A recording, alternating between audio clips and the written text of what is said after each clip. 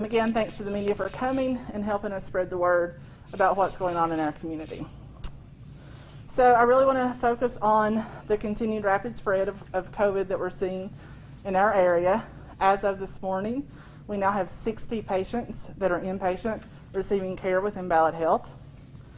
Of those 60, 14 are receiving intensive care in the intensive care units, and 8 are on ventilators. As you know, as you've followed those numbers, our number of patients with COVID-19 has almost tripled in the past week. I do want to stress that our current patient capacity is at 78.6% for the health system. These numbers indicate that really this disease is spreading more rapidly than ever right here in our community, so it is extremely important that we continue to take our social distancing, our mask wearing, our hand hygiene extremely important to prevent the spread. We did want to talk about testing for just a bit. There are several rumors and theories out there about what's going on with testing, so we wanted to touch on that. Obviously, due to the influx of requests nationally, results are taking longer. We are seeing some patients that it may take a week to 10 days to get test results. It is not simply that we are doing more tests as to why our case numbers are going up. What we look at is the positivity rate. And we can tell you that at the beginning, in April, we were seeing a positivity rate of less than 1%. At this point, it's now over 2%. So our positivity rate tells us that the actual number of cases is increasing and not strictly related just to more testing. We do want to take this time to give an update on Sycamore Shoals. We did identify a cluster of positive COVID-19 patients at Sycamore Shoals Hospital. This was limited to the 12-bed geropsych unit. At this point in time, we have now diagnosed 29 people, so there are 23 team members and 6 patients who have been diagnosed with COVID-19 related to that cluster. Positive team members and the affected patients have been isolated, and we're taking every precaution to prevent any further spread within that unit. So some of the measures that we put in place immediately to control that included testing all Sycamore Shoals team members, whether they were providing direct patient care or not. We did test over 300 team members at that point to identify the scale of the issue. Any new admission to Sycamore Shoals is being placed on a closed unit. So those patients that are coming in now are going into a unit that's being staffed by those team members who have tested negative, so that we can ensure our incoming patients are safe. All of our team members who have tested positive are in isolation under the care of Tennessee Department of Health or Virginia Department of Health to when they can come back. We immediately reported this cluster to the Department of Health the same day that it was identified, and we have worked with them closely since the beginning of the spread. And really, this just serves as a reminder of why masking is so important. We know that there's about 40% of people, according to CDC, who may be asymptomatic and can obviously spread the virus. So we really want to make sure that we're masking at all times to help limit the spread. According to recent news reports, an estimated 20% of COVID cases are healthcare workers who have been exposed to the virus. So that's really part of the reason that we're continuing to focus on increased masking, increased precautions within our facility. And I really just want to remind people this is one of the most important things we can do in the community. Whether your county has a mandate or not, masking is certainly going to help in the prevention of asymptomatic spread. We do have a mask policy at Ballad Health. It's part of our crucial safety precautions. It's in place at all of our facilities. And we're also doing enhanced physical distancing, increased infection control measures, increased rounding, several process changes to keep our patients, our community, and our team members safe. That's all I have for updates at this point. I'll introduce Eric Deaton, our Chief Operating Officer. Good morning, Jamie. Thank you. Let me say thank you to you and your infection prevention team. Y'all just do a fantastic job every day focusing on these issues that we have, and they're tremendous. But your team just does a great job. I'll say thank you for all that you do every day for us. So Also, thank you to the media for being here. As Jamie said, my name is Eric Deaton. I'm the Chief Operating Officer for Ballad Health. This past Monday, Ballad Health issued an open letter to the mayors of our region, and that was really to ask them to enact mask mandates across the Appalachian Highlands region. We have made the decision to really speak out about this issue and to ask people to wear masks because of how fast COVID-19 is starting to spread across our region.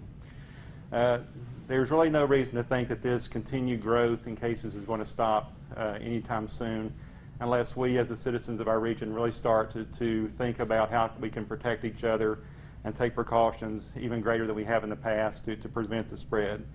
As we start thinking about getting into the flu season, as our universities and colleges return, there will continue to be a greater risk that could actually overwhelm our healthcare system if we don't take actions now as citizens to help support and stop the spread of COVID-19 across our region.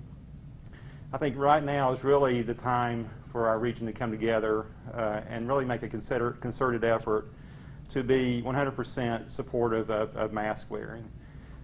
This is really something that we can do to help each other. You think about putting someone a loved one at risk by not wearing a mask.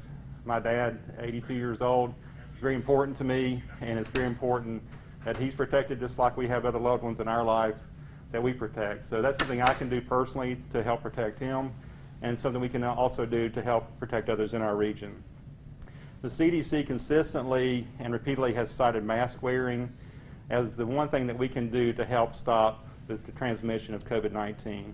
That goes along with social distancing that we are talking about, and also hand washing to be very effective. So again, we would really ask that we come together on this issue. Saying all that, I do want to say thank you to Mayor Richard Venable of Sullivan County, Mayor Joe Grandy of Washington County, Mayor Keith Morrison of Greene County, and Mayor Rusty Barnett of Carter County for already issuing mask mandates.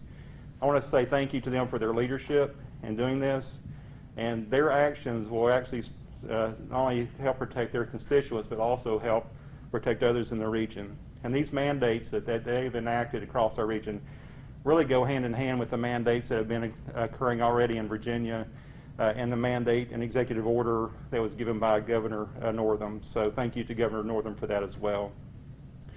For those local governments who haven't issued mandates yet, I would ask you to really consider to do this. As I just said, it's the best way we can help stop the spread, and would ask you to think about how you can help protect your local citizens by doing that. As a final reminder, Ballad Health continues to require all of our team members, our physicians, our vendors, and some patients are unable to wear a mask, obviously, and all healthcare professionals that work within our region, when they enter the hospital, our EMS, our police officers, that they wear masks inside our facilities. We are strictly enforcing this policy, and noncompliance will not be tolerated inside of a Ballad Health facility. This moment, I want to switch gears a little bit and share with you some modeling that we have been doing. So I'll step aside here. And really looking at the modeling that we have that looks at some of the growth of COVID-19 across the region. So you can see this is the state-reported new COVID cases by week across the 21 county service area that we have. You can see early on we had very few cases. We had a little bit of a spike around the Easter time frame, and then we started to grow as of the end of May when we started getting into our summer and more vacations were happening. We really have seen a tremendous growth, and as of July 5th through July 11th, we've seen our biggest growth of 612 cases across our region. So we see tremendous growth happening as social distancing was relaxed, as mask wearing was not adhered to. So far, we're seeing about 250 cases in this week, so that continues to grow more and more each week. The second is really showing the hospitalized patients that we're experiencing across the region. Again, early on we had one or two. We got down to actually 0 in-house patients there in early June. As it's moved forward to around June 25th, week of June 25th, we really started seeing our spike. And you can see we went from 4 to 6, 8. We're starting to double each time. And so we're at 52, and now we're at 60 today. So we continue seeing that doubling happening actually faster than we had anticipated that was going to happen. So the last model I want to share with you that we're looking at is really kind of 3 different scenarios here. And you can't see the bottom one very well, but I think you have this in your handout. This gray line is kind of where we are right now. It's actually a little higher than that because this is older data. We're actually probably closer to like right up in here at this point, closer to 60. This shows the number of hospitalizations that can occur under 3 different scenarios. This yellow line is basically pretty flat where there's very little or minimal spread of COVID-19. This second scenario is higher spread of COVID-19.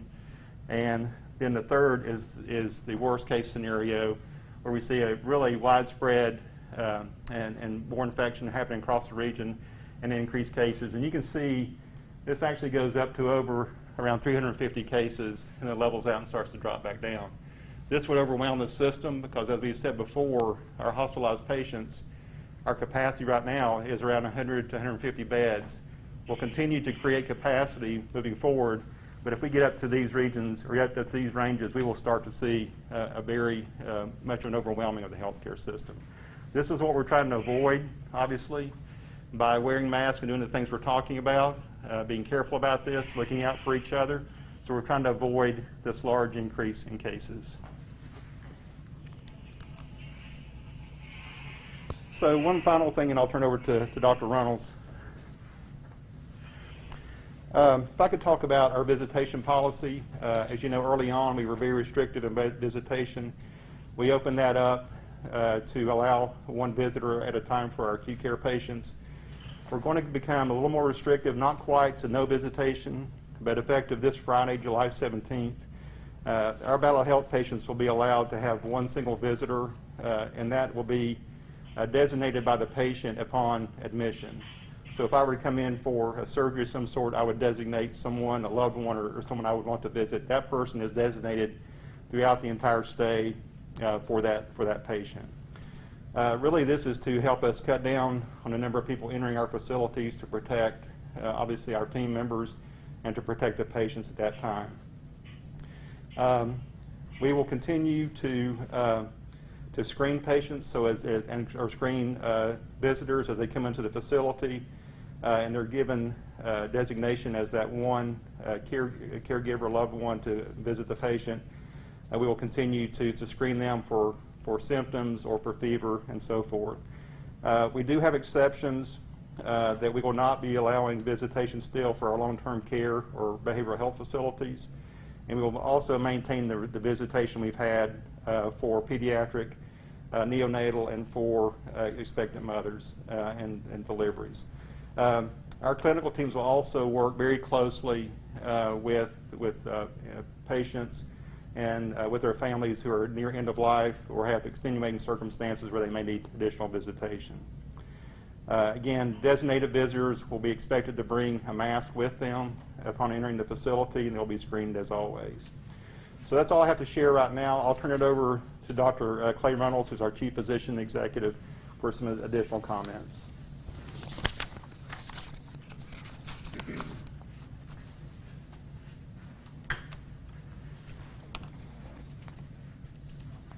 Thank you, Eric, and thank you for your leadership in our pandemic response. I'd also like to again thank the media for being present and covering this event. As you heard from Eric and Jamie, we are seeing an extremely rapid increase in the COVID-19 cases within our region and with COVID-19 hospitalizations within our facilities, which have almost tripled in this last week. Right now we have 40 available COVID-19 beds, and given the trends in our region, we will definitely need more. I'd like to announce that to create more COVID capacity in our facilities, we will be making some changes at several of our hospitals by relocating staff from these facilities to nearby facilities to support staffing overall there as we create more COVID-19 dedicated beds.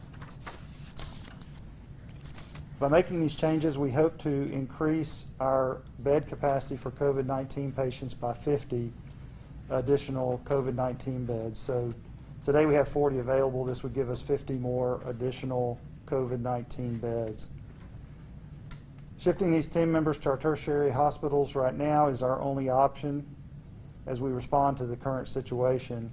And these moves will maximize our resources at these facilities to care for COVID-19 patients.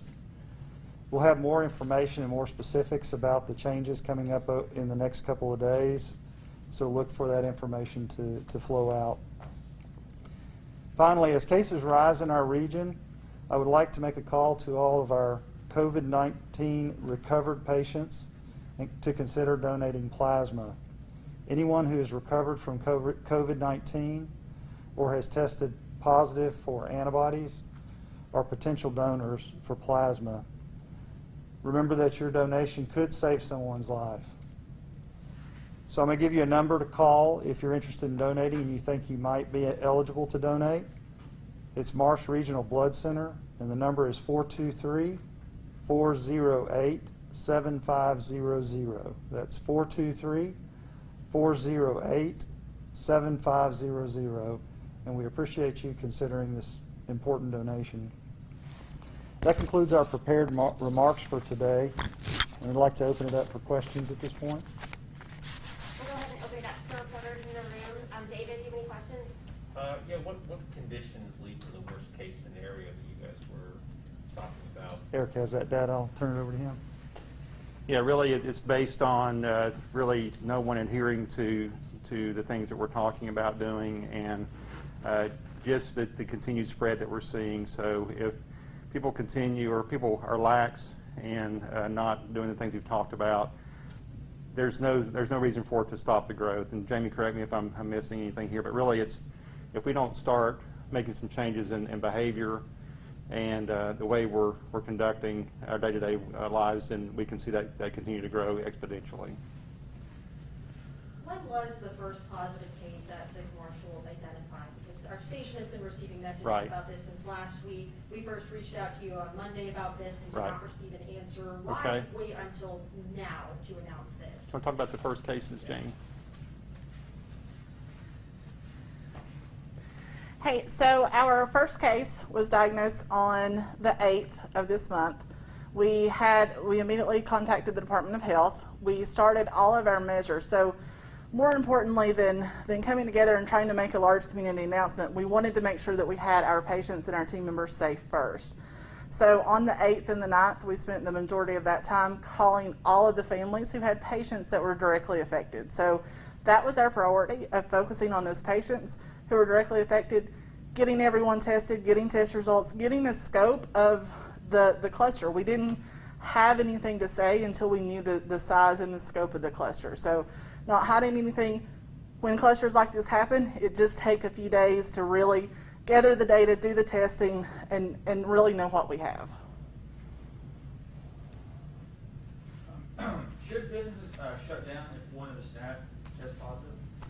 Well, I think that's a decision each business has to make on how they protect their consumers, the people that utilize their business. So I really leave that on a case-by-case business. I know that some businesses, for example, I think a Starbucks in the area closed recently, but that's really, each business has their own protocols and their own kind of decisions they have to make to do that. Should they at least publicly disclose if they have an employee who's tested positive? Well, I think it's good for us to know all the data. Obviously, I think that when they have that, it's reported to the health department. Is that public data typically, Jamie, when that happens? So typically, well, I mean, all cases are reported to the health department. The health department works with individual businesses, and it really depends on, does it need a public announcement, or was it so isolated if there wasn't exposure or various things. So the health department really gets to advise those businesses on that information and what they should do. So it depends on kind of the situation. It does. I mean, if there's no exposures, then there may not be need for a public notification. And of the 60 patients that you guys are treating right now, how many of them are receiving the convalescent plasma? Are you guys still? Do you know that, Clay, right now, how many are receiving? I don't have that data. We can get that, but I don't have it right now. wasn't prepared to talk about that today. It's being used fairly often, though, I think, and that's why we're asking for more donations, because we as you start to utilize more, obviously you run low with that, so we want to get more and more. So that's why we're asking for more donations. But it is being fairly widely used across the system today. And I'll just make the statement. It's sort of a challenging time, because when you have a low level of disease burden in the community for a period of time, you don't have a lot of potential donors. But then as you get into this curve where you're starting to get a lot of patients and the demand goes up, you sort of got to wait for some of those people to recover so that you can replenish your supplies of the plasma. And that's kind of where we are right now, where we had a low disease burden for a while, so there weren't that many people that could donate. And now that we're having a rapid increase in demand on plasma, we need to try to, people that have recovered as quickly as possible, we need to get them in so we can start to replenish the supply. Do you have plans for staff overflow if hospitals reach capacity? Yeah, we're constantly looking at that. That's part of what Dr. Reynolds had suggested, that part of our work is to how do we create capacity? How do we were looking at additional contract labor to bring in right now. As Dr. Reynolds said, we're looking at consolidating some services so we can utilize staff in the most efficient way that we can. We look at that every day. I think we have 100 beds available right now. 60 of those have patients in them. Our next stage is to go to 150 beds with some changes we're looking at making. Next, we will continue looking at potentially elective cases and things like that, and continue to step that up as capacity is required. Do you have an estimate for like the max capacity of the health system?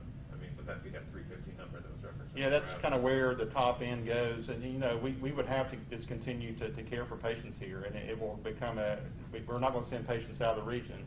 We're the healthcare system, so we're going to make sure that we're here to help take care of every patient that we need to. It'll stretch us, but we will. That's why we're looking at bringing additional labor in from outside the market potentially. Any other questions in the room? Going forward, how will the system report positive tests among employees, given that there's a significant amount now, and will that be done daily? Will we receive updates on these cases and where they are with hospital? We haven't decided how to do that yet. I know that during these weekly press conferences, that was our plan, is to provide you information during this time. So as of right now, we'll provide it weekly like we have been with our other cases. If there's a need for us to do more of that, or if there's additional information you need or the media or public needs, we're happy to start providing that. We're trying to have our press conferences weekly to make sure that we're consolidating the data, getting it to you the most efficient way that we can. But that may change as we continue to see growth in the area. Any other questions in the room? Were there reliable enough numbers from Virginia, and are they testing enough in comparison to Tennessee? What was the first part of the question? Reliable enough numbers from Virginia? I think so. I believe that I work with the Virginia Hospital Association. They're very diligent in collecting data.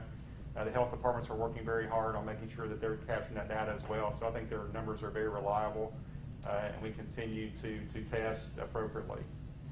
All right, we'll go ahead and open it up to the reporters on the phone. We have Jeff Bobo with the Kingsport Times News. Jeff, do you have any questions?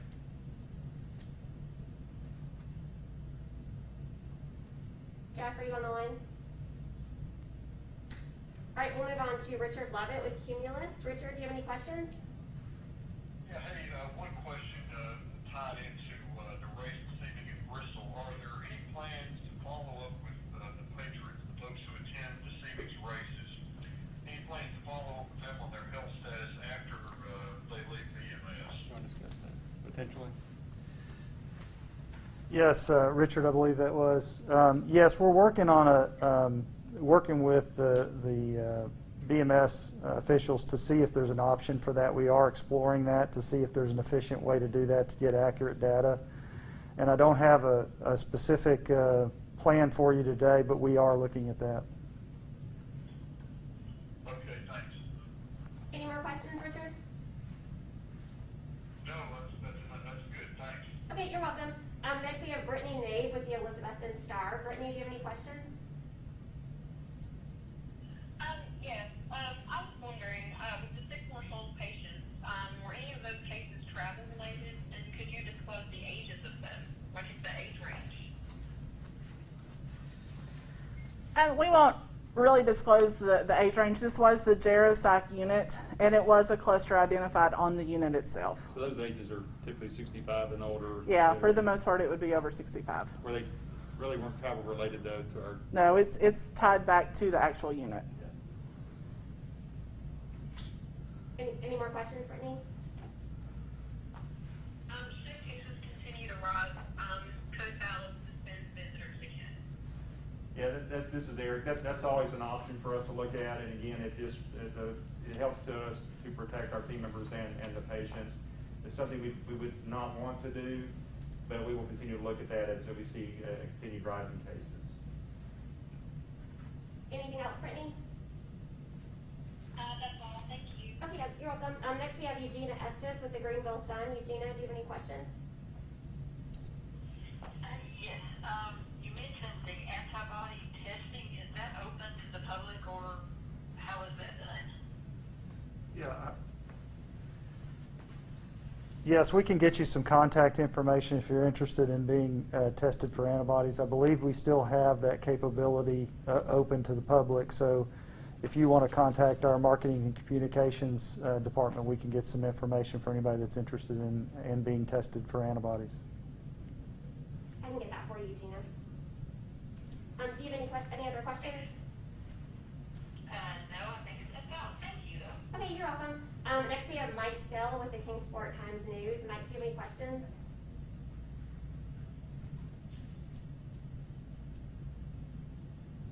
Mike, are you on the line?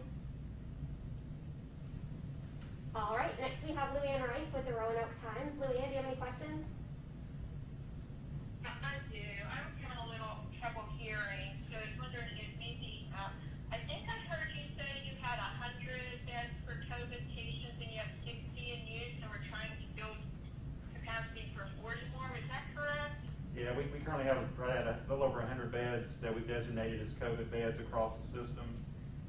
We are increasing that capacity by about 50 to 150 or so beds, and so we'll continue to stair-step that capacity up by eliminating other types of maybe elective procedures, things like that, as we need to do that. Oh, so are you eliminating some elective procedures now? No, we're not. We're that's something we've looked at, but at this point we don't feel like we need to stop elective cases yet. And I'm sorry because I'm not on these calls very often. Are your beds at different facilities, or do you consolidate them into one? We have our beds in different facilities. Primarily, we see that we're putting our COVID patients into our 3 tertiary facilities, primarily because that's where the majority of the resources are around management of people who need to be on the ventilator. We have more intensive care physicians working in our larger facilities. So that's what we try to do. It may be that a patient may start out at a smaller facility. As their illness becomes worsens, they need more acute care, then we would transfer them to one of our larger tertiary facilities at that time. Okay, thank you. I was wondering the age range of the people who are being hospitalized. Is the age range staying steady with older people, or are you also now seeing younger ones? We're seeing younger ones also. I think our average age is a little over 60 years old right now. To me, that's younger, but it's getting to be where we're starting. We saw older, patients. I think initially, we've had from a pediatric patient hospitalized to very elderly patients hospitalized. It's across the spectrum, but the average is about a little over 60 years old now. Okay. And I had a question about the mask wearing. Since the face covering mandate has been in effect in Virginia for quite some time, are you seeing different rates of transmission of the virus from one state to the other in your service area? Probably a little difficult to say. Maybe Jamie, if you want to speak to that. But what happens typically is because our facilities in Virginia are smaller, our patients get transferred to some of our Tennessee facilities. So although they may be a Virginia patient, they were probably sent to a Tennessee facility for us to care for them. So I'm not sure that we're seeing that. I do think that mask wearing has helped a lot in Southwest Virginia. in that mandate, so that we're probably seeing more Tennessee cases than we're seeing Virginia cases in our system today. All right, anything else, Luann? And just one more, if you'll indulge me. Are your cases still mostly tied to outbreaks, or are you seeing pervasive community spread, in which it's hard to tell where they're contracting it? Yeah, I'll let Jamie address that question. The overwhelming majority of our cases now are directly related to community spread. So we've kind of seen that evolve. We certainly started, in this last uptick, we saw a lot of travel-related cases. And so now that we have COVID in the community, we're not seeing large outbreaks, but we are seeing sustained community spread throughout all of our communities. Thank you very much. All right, thank you. And thank you all. That concludes our press conference today. Thank you.